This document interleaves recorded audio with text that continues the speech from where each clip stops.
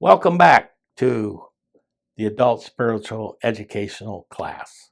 I'm Elder George McGuire, and this is our final session, session number 5 of Marriage, Parenting, and a Godly Home. I previously in 4 talked about a godly home, and this one I'm going to talk about marriage. I want to express my views of a godly marriage. I don't take advantage or take for granted each other. That's number 1. Now I'm going through maybe 6. Let's go for 6. Let's go for 6 different points. And I'm going to say my first point, and then I'm going to try to explain it. Like I said, number 1, don't take advantage or for granted each other. In a marriage, a new marriage is like a new car. Everything you desire, you put in that car. You want the color, you want the style, you want the horsepower. Especially if you're going to order a new car, you can put it exactly the way you want it. So a lot of times there's used cars out there and you can get close to what you want and maybe even find the one you want. But right now I'm just talking marriage is like a new car. Everything you desire is in that car. It's outstanding. But as outstanding that car is, it's going to need maintenance. Let's be actual about it. You can have the visual, but you're going to have to do the physical to keep it up. It needs regular maintenance, not the, I forgot about that. Now I guess I got to get brakes, or I got to get the transmission. Don't wait for the transmission to go bad before you change the fluids. Do some preventive maintenance, which we got to continually do with our marriage. There is always preventive maintenance that needs to be done. If you don't maintain your new marriage, sooner or later it's going to break down, for sure. And the greatest thing we do a lot of times, new marriage, can't wait. New car, can't wait. But when do we look at the car manual? Do you know what it takes to keep that up? Do you know what it takes to keep a marriage up? Let's go beyond the joy of buying a new car. Let's talk about the joy we get driving that new car, being in that new car, being with that car. It's like your husband and wife. The joy of being together, the joy of reaching out, the joy of understanding each other. You got a manual with the car. The Bible is your manual for the marriage. There's no doubt about it. Number 2, make your personal walk with God a priority. Oh, yeah. You not only have to take your personal walk, but again, we talked in the other subject matter, godliness. You have to have that godliness walk for others to see you. Your personal walk is a priority. Marriage takes grace. On our own, we're selfish. Only God's word strengthens us, so we love unconditionally. Really, unconditionally. Don't be judgmental. Accept the battles. You're not going to win every war. We're going to continuously be routed and challenged, but that's your husband or wife. That's somebody you love. That's somebody you cherish.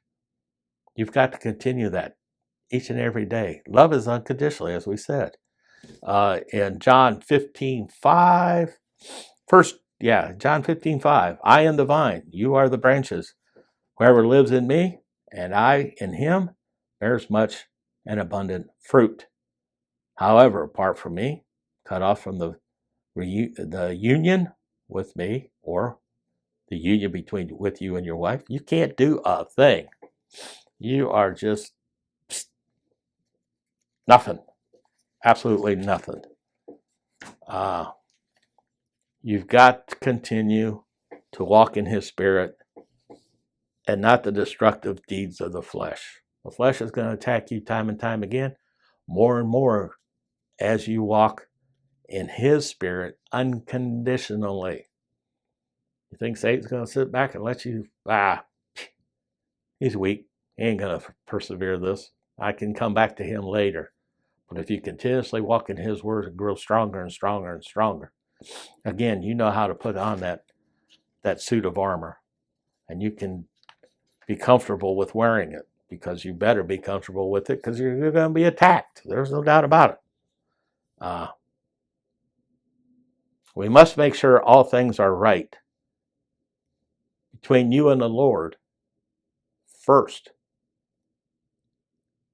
If it's not right between you and him, it's not really going to be right if you try to take it to your wife or spouse.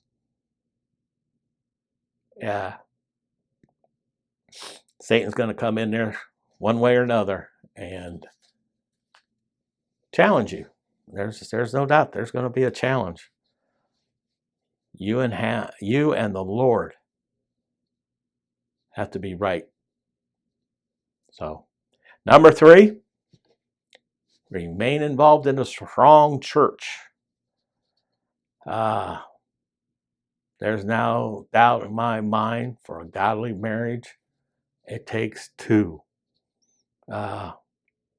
Your marriage and family are always blessed and strengthened by his family, quote, the church. There is brothers and sisters within the church that can give you so much positive word and blessings and understandings. And that's one thing I like about Rags, is there's not a person in there that I could not reach out to and have a honest response in a loving way, in a godly way. Because it's a godly church. There's no doubt about it. It's a strong church. The preaching of the word and the actions that come out of the pulpit, that come out of the church, is what gives us our spiritual food for the day, for the week, for life. Let's read Ephesians 2, 4, 11 through 16. And I'm going to go to that one. Let me go to Ephesians here. Give me a second.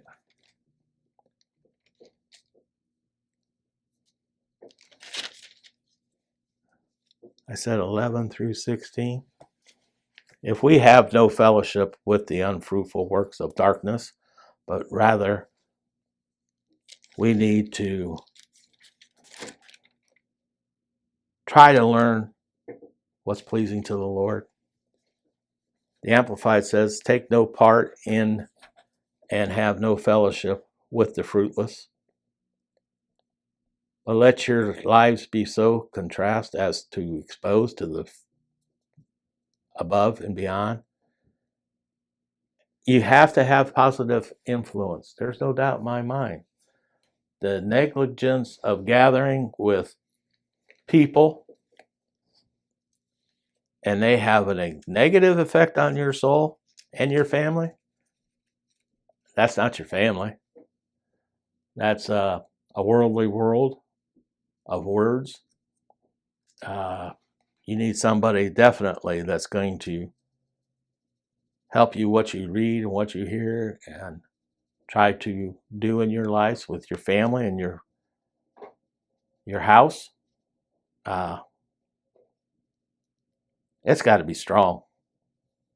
Hebrews 10:25, be in a strong church so you can benefit from its blessings upon you and your family.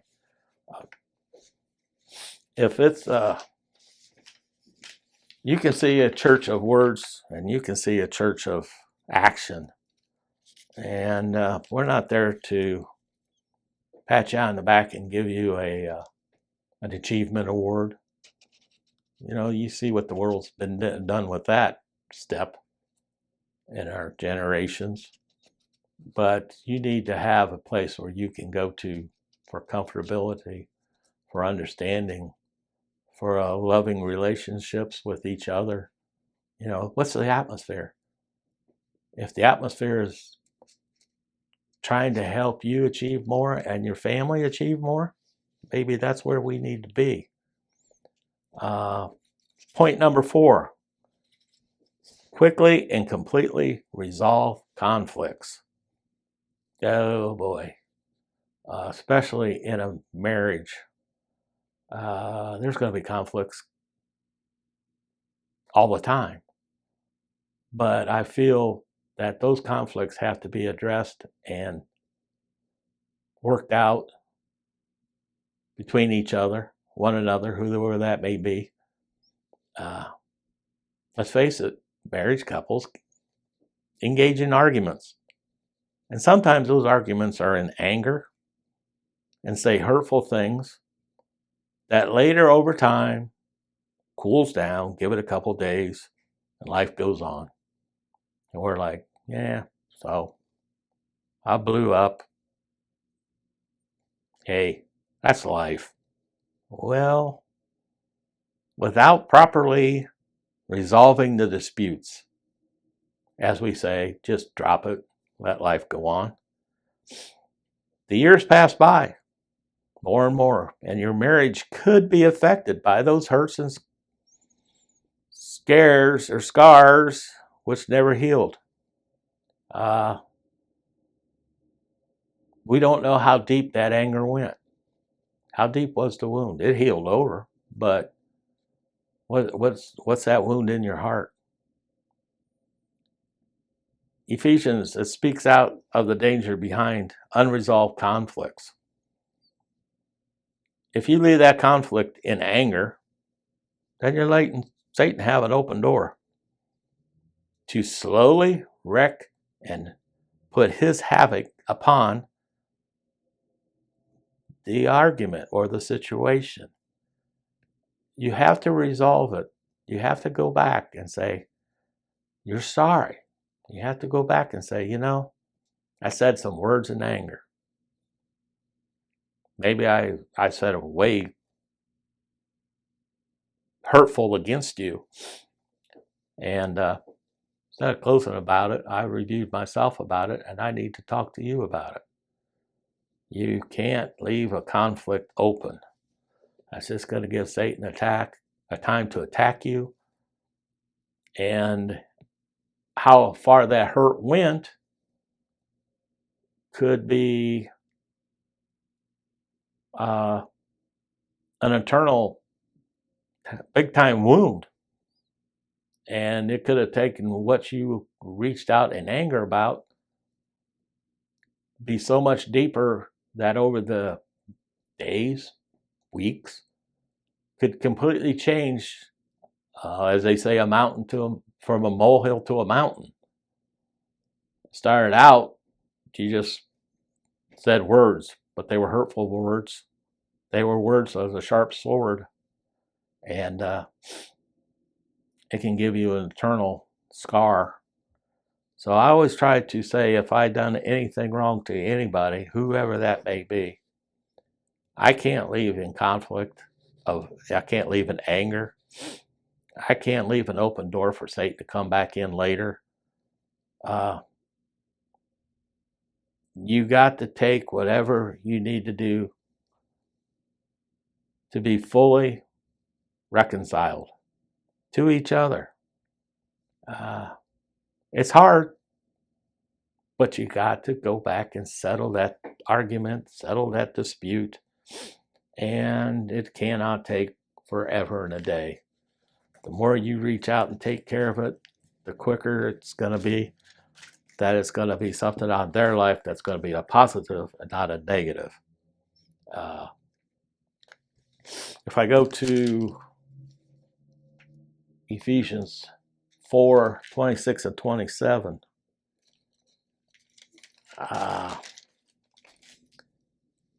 it says, whenever putting away lying, speaking every man truth which is with his neighbor, for we are members of one another.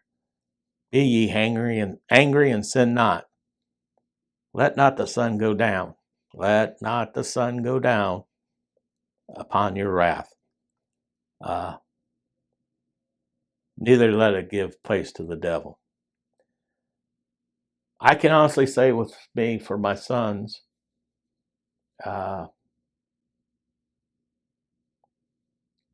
it wasn't always a dad. Dads can't be really your best friends, your buddies. Dads have to be the man of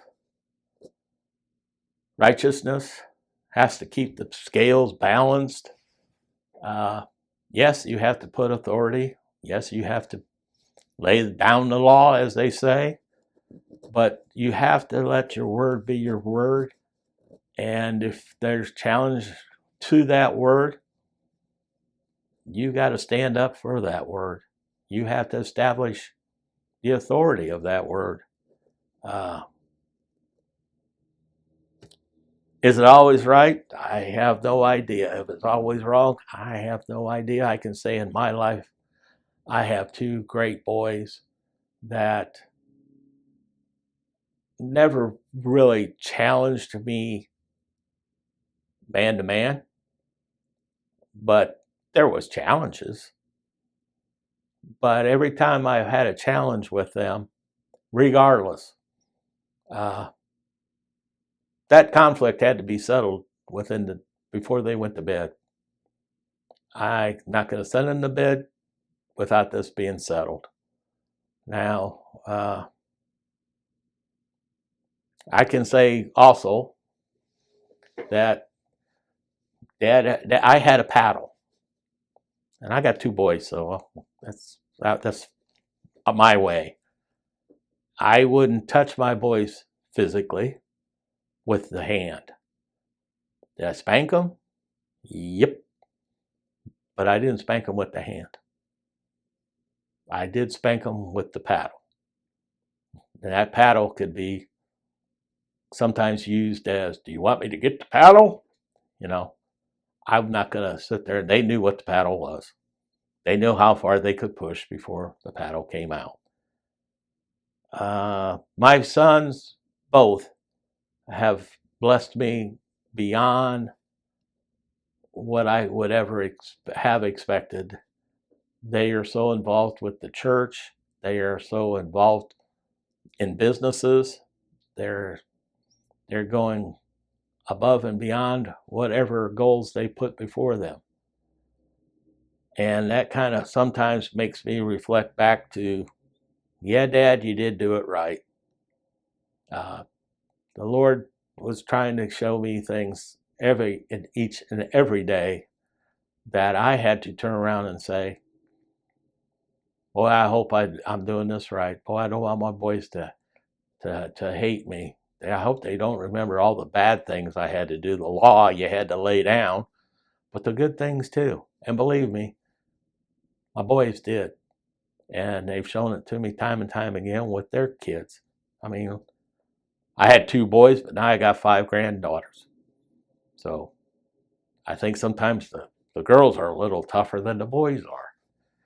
But I do remember one time with Matthew, there was a major conflict.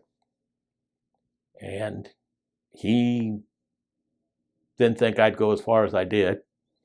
And he came home and we were downstairs. And I said, go get the paddle. Oh, yeah, right. You know, no, you're in my home. And you live under the law that I lay down. And if you challenge them, you got to accept the consequences. There ain't no jury with mom. There's no timeout in court with others.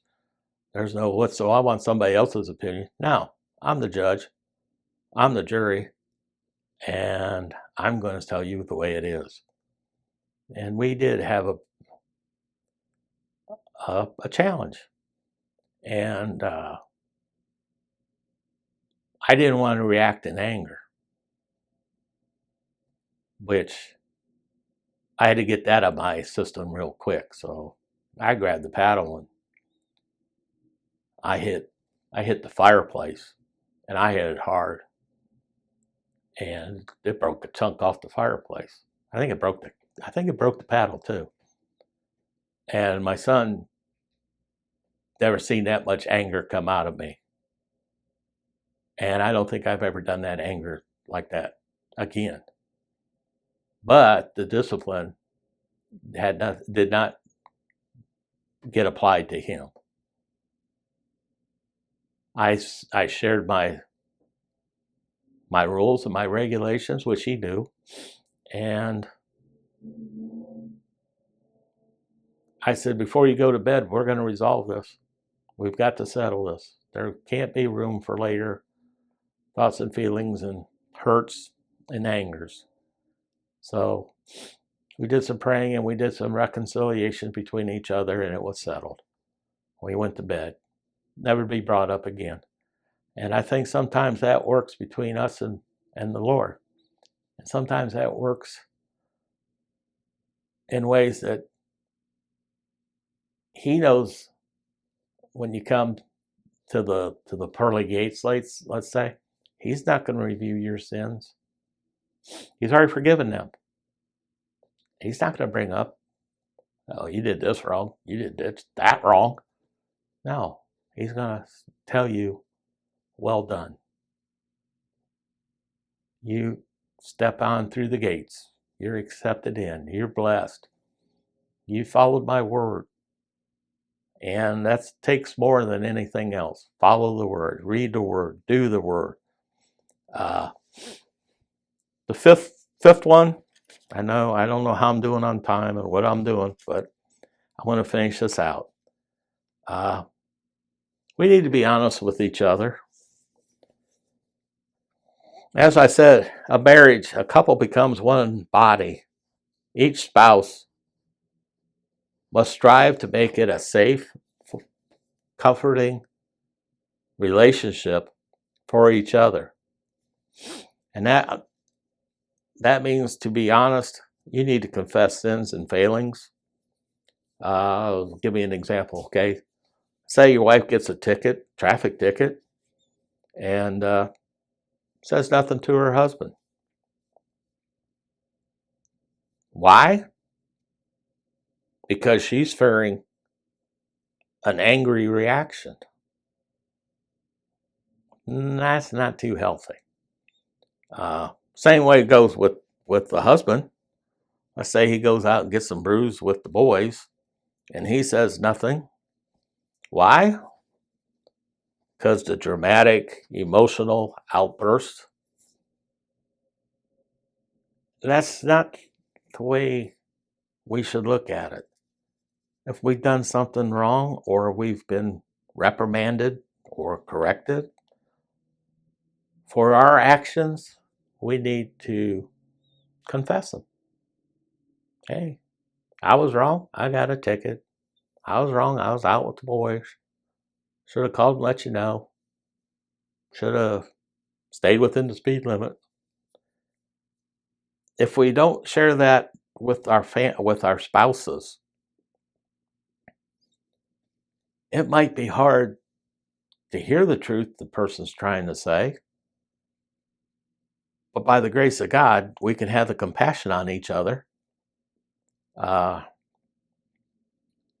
Compassion is not condemnation. It's just,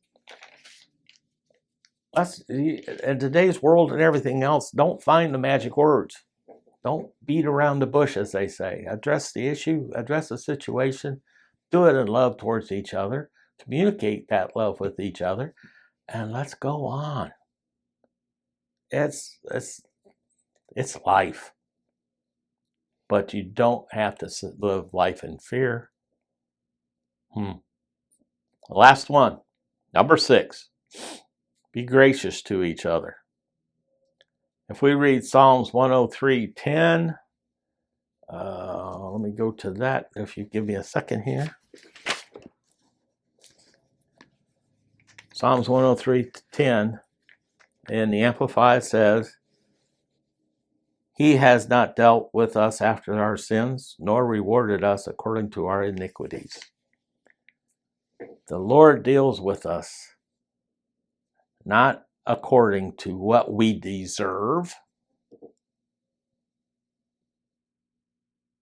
but what He feels we need. We should treat our spouses better than what they deserve. Married life is sins and failures, but it gives us the opportunity to show grace. Not our grace, God's grace. Just like God's grace is upon us in the ideal marriage, each spouse tries to outdo each other in love. The greatest thing you could do. The last verse to read out of the scriptures is going to be Colossians 3:12 and 14. And it says quite a bit. Give thanks to the Father who has qualified and made us fit to share the portion which is inherited of the saints, the holy people in the light. Our Father has delivered us and drawn us to Himself out of the control and dominions of darkness and has transferred us into the kingdom of the Son and of His love, in whom we have a redemption through His blood.